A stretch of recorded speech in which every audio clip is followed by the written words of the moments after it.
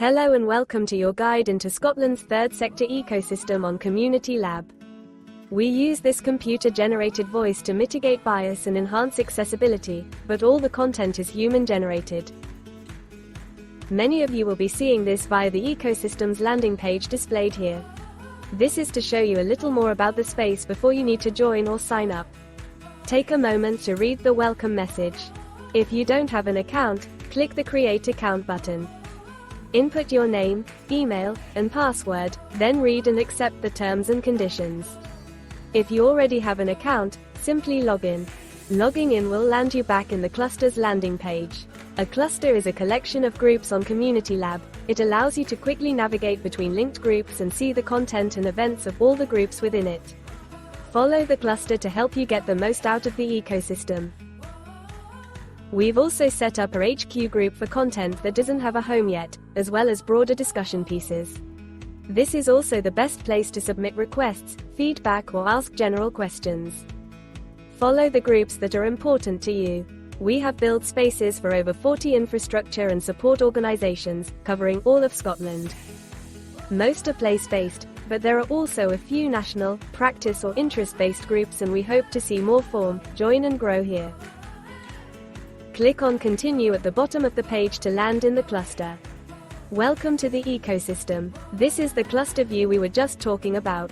You'll always land on the Groups tab. Here you'll see all the public groups that are in the cluster, plus any private ones you're already in. Click on Load More to see further down the list. They are ranked alphabetically, by organization name. Back to the top, you'll notice that the cluster tabs public events from the groups into this top display to boost their visibility. The hope is this will allow us to maximize attendance and minimize duplication across training and information sessions. Click the Events tab.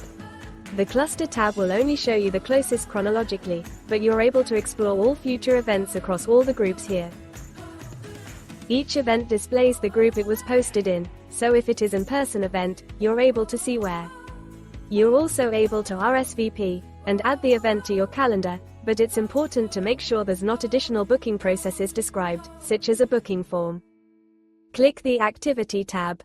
This tab collates all the posts in all the public groups within the cluster, meaning you can stay up to date with what other communities are discussing without joining each one. Here you're also able to comment and react to the various posts to further discussion and show others they are having an impact. Now let's see how we engage in the groups. All groups are created equal.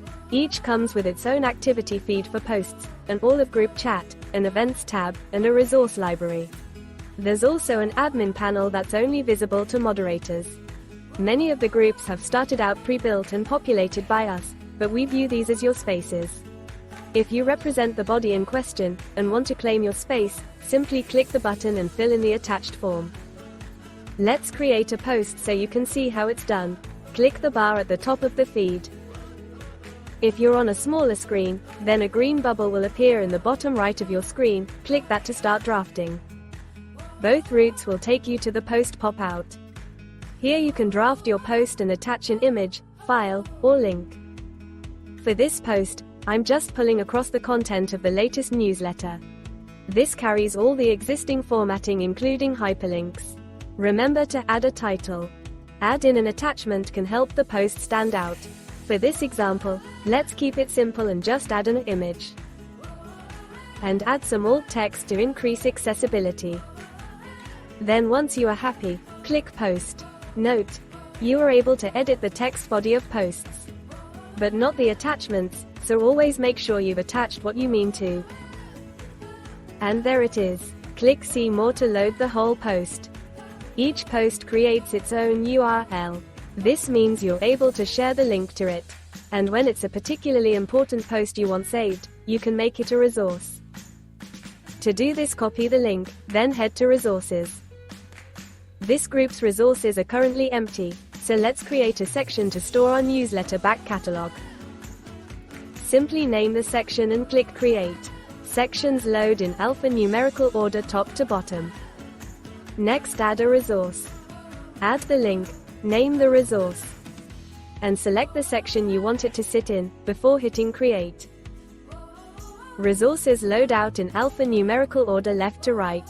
Each group can make as many sections and resources as they need, but unlike posts, chats, and events, only moderators can add or remove resources, as otherwise it's too hard to keep organized. Once you have a fuller resource section, you might want to make use of the search resource tool, which filters the sections based on the resource names. Let's click this resource, which lands us on the post's own page.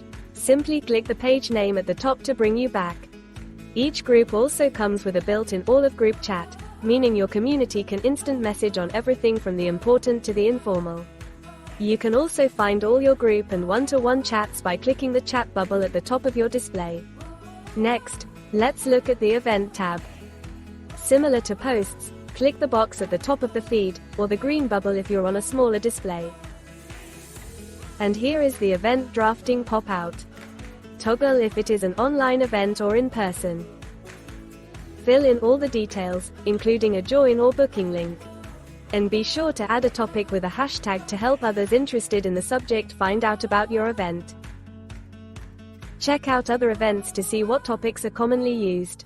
Type out the topic following a hashtag and press enter. To add your own hyperlink, select text and click the link icon. Then input the link and press enter. Once you're happy, click create. And it'll automatically post to the event tab, the activity feed, and the thumbnails on the cluster view if it's one of the closest events. Members are then able to RSVP, add it to their calendar, comment and celebrate the event. Make sure if you're wanting them to buy a ticket of sign up through another system to make it clear to avoid disappointment. Let's quickly see how topics can be used to find things that interest you. Click the topic at the bottom of your post or event. This will land you on a list of everywhere people have used that topic in other posts. Click follow to include the content from topics in your personal feed accessed via the home button. Let's quickly look at some of the admin tools available to moderators and owners. You're able to make your group your own with custom cover, logo, bio, website and location. And each group is able to create their own landing page like the one at the beginning of this video, including an embedded video streaming link. Moderation shows you all your members and gives you the ability to make or demote moderators, as well as remove members altogether. Stats gives you a basic rundown of your past month's activity. Returning to the cluster, we can see that our event has populated there for all to see, as has it in the Activity and Events tabs. Next, let's see how we can find more content we are interested in both in and out of the cluster. The spyglass in the top right hand of your screen. Let's see who else has been talking about a funder we are interested in. Great! There's been 17 posts about this funder. Up and down Scotland. Let's see what else we can find. Click the Discover icon at the top of your screen. In Discover you can see all the featured, public clusters and groups, including the intrapreneur course modules by The Lens, which you are free to access. Their module groups contain hundreds of resources in their respective resource tabs, and it's all free to use for charities and communities. Click the thumbnail to land in the group, being sure to join. You can see that this group is part of a cluster here. And by clicking the black badge you end up in the cluster's front page where you can see its public groups, and follow it. Finally, let's look at the Your Lab icon. Your Lab is where you can quickly see all the groups and clusters you're in, as well as any events you've responded to. More importantly, it's one of many places on the platform you can create a group from. Creating a group could hardly be easier. Give it a name, select if you want it public or private, and assign it a logo if you have one. It really is that simple. Obviously the hard part is you building a community. But now you can take the group and invite the world. Click the 3 dots and copy the link. Then let's jump back to your lab. Go to the HQ group. Open the chat. Then introduce your community to the wider ecosystem and ask if it can be added to the cluster and see what we can achieve together. That's it for now. Hopefully now you feel able to join, share and grow with this ecosystem. We'll post this video in the HQ group's resources too if you need a refresh at any point. These spaces have been gifted freely to the third sector and their beneficiaries, and we are here to support in any way we can. If you have an ideas for how to improve its impact or want to discuss building your own ecosystem, please get in touch with us on the platform or our website.